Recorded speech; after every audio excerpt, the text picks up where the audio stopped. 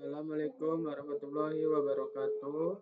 Perkenalkan, nama saya Aldi Sapriyadi dengan NPM 2135194. Di sini saya akan mengerjakan tugas yang diberikan oleh dosen saya M. Rizky Fadilah.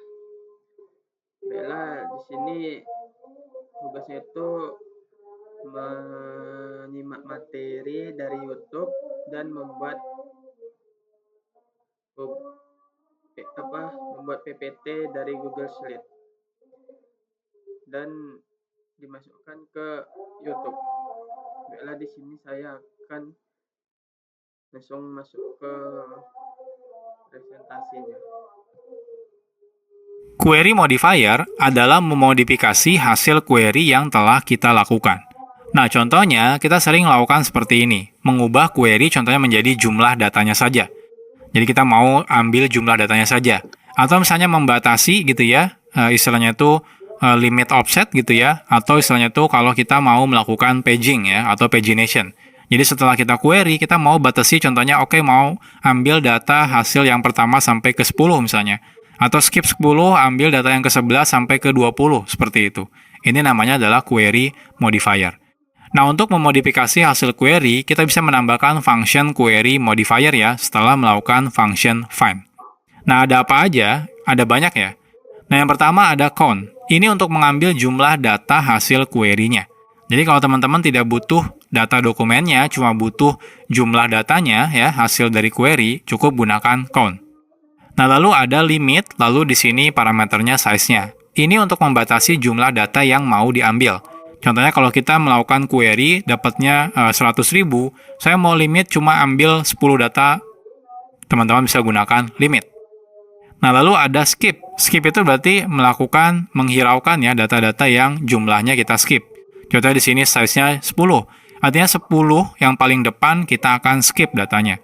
Jadi saat saya ambil contohnya limitnya 10, jadi saya ambil data dari yang 11 sampai yang ke 20. Seperti itu. Lalu ada sort, ini untuk mengurutkan hasil datanya. Jadi kalau teman-teman mau melakukan sorting ya, teman-teman juga bisa menggunakan sort. Lalu di sini sortnya sebutkan ya. Nanti sortnya berdasarkan atribut apa, dia ascending atau descending. Nah, untuk penggunaan ascending descending, nah di sini cukup menggunakan angka ya, angka 1 untuk ascending, angka negatif 1 untuk descending. Oke, kita akan coba. Misalnya di sini, kalau saya mau ngambil, kalau query SQL-nya select count from products, cukup gunakan seperti ini. DB products, find misalnya, lalu di sini query-nya silakan masukkan, tinggal gunakan count. Nah, kalau teman-teman mau ya, tapi di set limitnya misalnya 4 gitu ya. Nah, teman-teman bisa gunakan, saya mau ambil semua data produk, tapi di limit 4. Atau kalau saya mau skip, atau istilahnya kalau di SQL itu offset ya, nah kita bisa gunakan seperti ini. Jadi skip ya, 2. Atau kalau mau digabung, limit offset, limitnya 4, offsetnya 2, jadi saya skip 2 di depan, lalu saya ambil 4 selanjutnya. Jadi kita bisa gunakan limit 4, misalnya skip 2. Atau kalau teman-teman mau sort, silakan di sort ya. Apakah sort bisa digabungkan dengan limit skip? Itu juga bisa. Tinggal tambahkan di sini sort, habis itu limit dan juga skip. Seperti itu. Oke, kita akan coba ya, dan kita akan lihat hasilnya. Oke, kita akan coba di sini DB products find misalnya ya, query-nya misalnya kosong. Oh, di sini count. Nah, kita akan coba copy paste di sini. Nah, lihat di sini hasilnya 8 ya. Jadi 8 data. Oke, saya mau ambil ya, misalnya di sini limit cukup 4 saja. Saya mau ambil 4 misalnya. Kita akan lihat di sini. Nah, muncul ya 1, 2, 3 dan 4. Oke, saya mau limitnya 4 tapi saya skip 2. Nah, kita akan coba lihat hasilnya. Nah, lihat. Jadi yang 2 pertama di skip ya, dan diambil ini. Posisinya bebas ya, mau teman-teman, oke saya mau skip dulu, misalnya biar lebih enak bacanya. Skip 4, skip 2, limit 4, itu juga bisa. Ini hasilnya sama saja ya, jadi posisinya tidak menentukan. Oke, kalau teman-teman mau urutkan, misalnya, teman-teman juga bisa. Contohnya DB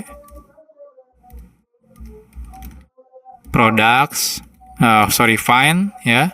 Find semuanya, lalu sort misalnya ya. Lalu sortnya saya mau berdasarkan yang pertama kategori dulu ya, ascending. lalu dilanjut menggunakan name misalnya ya, itu descending misalnya. Oke, kita akan coba hasilnya kita lihat. Nah, keluar ya. Nah, di sini keluar dia berdasarkan kategori. Nah, yang ini keluar duluan. Kenapa? Karena kategorinya kosong. Karena kategorinya kosong, dia muncul yang paling pertama. Lalu dia diurutkan berdasarkan nama, tapi descending. Nah, teman-teman perhatikan. Nah, ini terbalik ya. Ini kan nomor 2 dulu, nomor 1. Kenapa? Karena Mi itu duluan keluarnya. Karena dia descending. Nah, termasuk yang ini kategorinya komputer, habis itu food, handphone, laptop. Nah, yang laptop kita lihat ya. Keluarnya yang nomor 6 dulu karena dia name-nya di atas ya, Logitech. Nah, lalu ini. Lalu ini yang paling bawah ya, Acer. Jadi sudah benar ya. Nah, kalau teman-teman mau tambahkan limit ya, tinggal tambahkan di belakangnya limit, contohnya 4 gitu ya. Nanti dia akan ngambil 4. Nah, 1, 2, 3, dan 4. Kalau mau tambahin skip, silakan tambahkan skip juga. Nah, jadi ini adalah fitur query modifier. Jadi sama ya, seperti di relational database, di MongoDB juga ada ya, untuk limit offset atau juga untuk sort gitu ya. Sekarang kita bahas tentang update dokumen. Sama seperti database lainnya, di MongoDB juga kita bisa mengubah dokumen yang sudah kita insert ya, atau masukkan ke dalam si collection-nya. Nah, tapi berbeda dengan perintah SQL, di MongoDB untuk mengubah dokumen, kita diberikan beberapa function ya. Nah, kita bisa lihat beberapa function-nya. Nah, function yang pertama adalah update one. Nah, dari namanya kita sudah tahu ya, kalau ini mengupdate satu dokumen. Nah, lalu di sini ada update many. Nah, ini digunakan untuk mengupdate beberapa dokumen secara sekaligus langsung ya. Lalu ada replace one. Nah, kalau ini mengubah total ya, istilahnya itu mereplace ya, atau menimpa dokumen lama dengan dokumen baru. Nah, bedanya apa? Kalau update, teman-teman seperti perintah update biasanya, kita bisa melakukan update cuma beberapa atribut saja misalnya seperti itu, termasuk update many juga. Nah, tapi kalau replace one itu benar-benar dokumennya isinya ditimpa ya. Jadi dokumen lama dihapus, dokumen baru disimpan dengan ID yang sama. Oke, kita akan coba lihat sintaknya kurang lebih seperti apa. Nah, untuk melakukan proses update gitu ya. Nah, di sini ada beberapa sintaknya. Jadi dokumen, di sini nama collection-nya, lalu di sini perintahnya update one. Nah, ada 3 parameter. Parameter pertama adalah filternya. Misalnya teman-teman mau select ID-nya yang mana yang mau diupdate gitu ya, atau berdasarkan yang lainnya.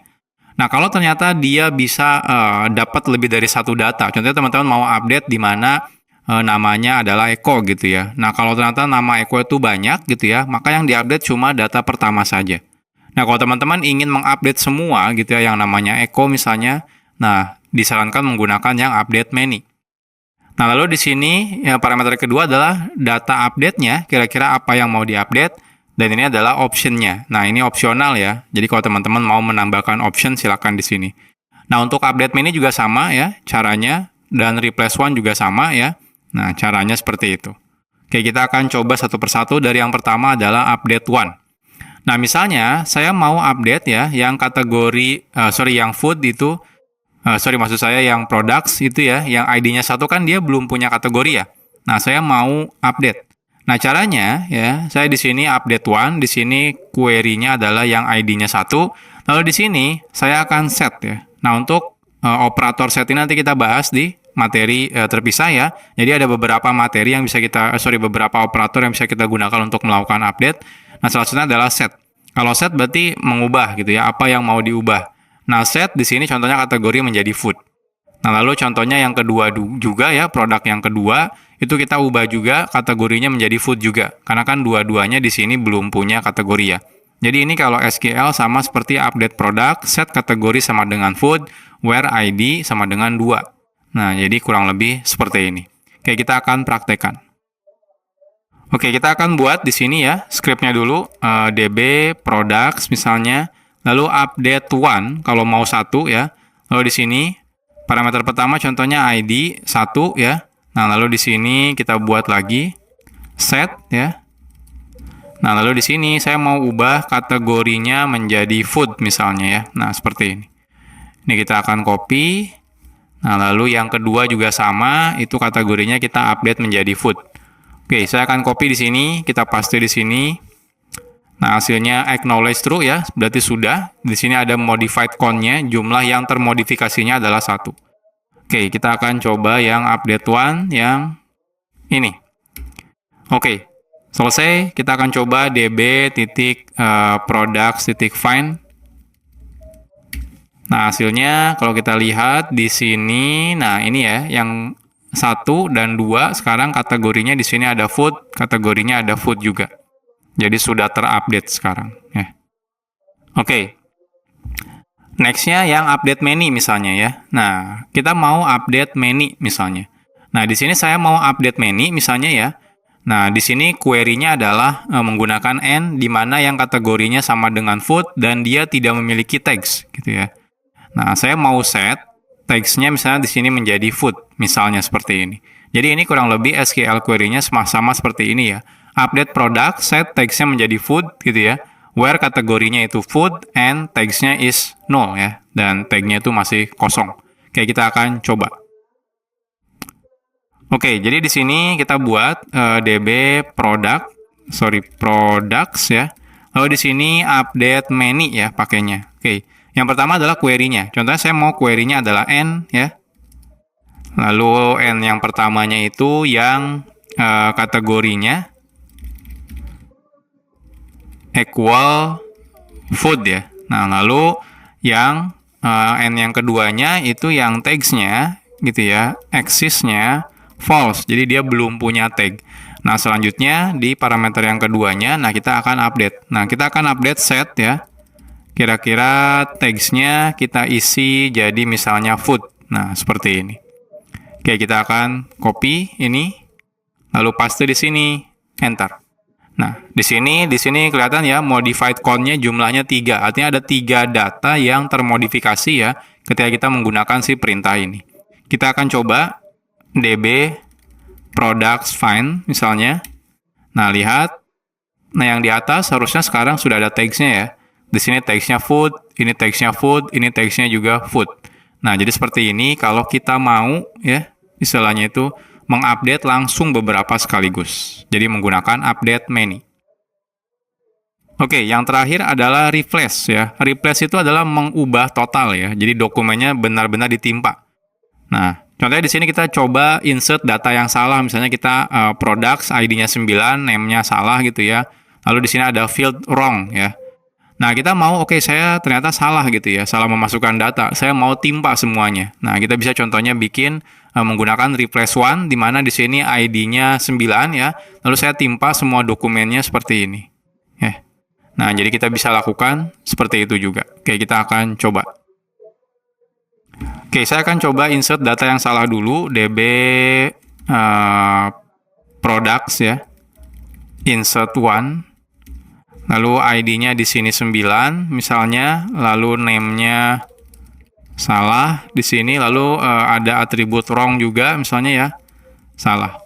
Oke, kita akan copy, paste di sini. Nah, enter, sudah masuk ya. Coba kita db products find. Nah, sudah masuk ya, yang paling bawah ini 9.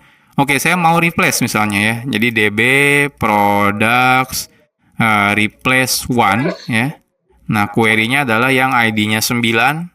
Lalu saya mau timpa isi dokumennya menjadi contohnya name-nya adalah Adidas sepatu lari pria misalnya ya.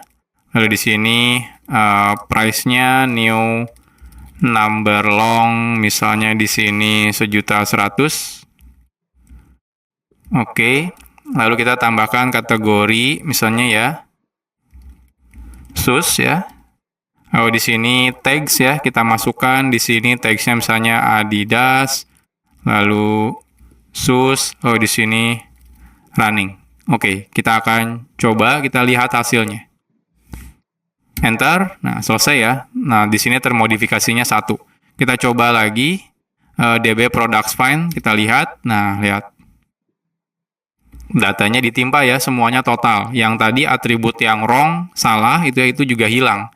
Karena dokumennya benar-benar ditimpa. Nah, tapi ID-nya tetap sama. Nah, jadi ini adalah beberapa metode ya yang bisa kita gunakan untuk melakukan modifikasi data yang sudah dimasukkan ke dalam collection MongoDB.